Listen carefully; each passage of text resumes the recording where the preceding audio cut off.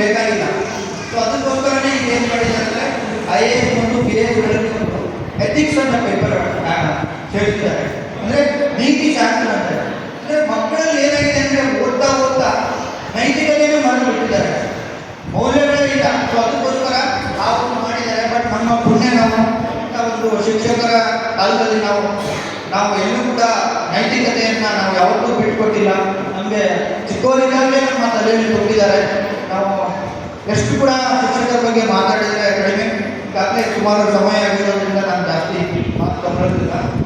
ಈ ಒಂದು ನಮ್ಮ ಪ್ರತಿಯೊಂದು ವಿದ್ಯಾರ್ಥಿಯ ಜೀವನವನ್ನು ರೂಪಿಸುವಲ್ಲಿ ಪ್ರಮುಖ ಪಾತ್ರ ವಹಿಸಿರುತ್ತ ಎಲ್ಲ ಪ್ರಾಥಮಿಕ ಶಾಲೆಯ ಶಿಕ್ಷಕರು ಹಾಗೂ ಪ್ರೌಢಶಾಲೆಯ ಶಿಕ್ಷಕರಿಗೆ ನಮ್ಮೆಲ್ಲ 1999 ಮತ್ತು 2000ನೇ ಸಾಲಿನ ಬ್ಯಾಚ್ ವತಿಯಿಂದ ಮತ್ತೊಮ್ಮೆ ತಮ್ಮ ಪಾದ ಕಮಲಗಳಿಗೆ ಕೋಟಿ ಕೋಟಿ ನಮಸ್ಕರಿಸುತ್ತಾ ನನ್ನ 2 ಮಾತು.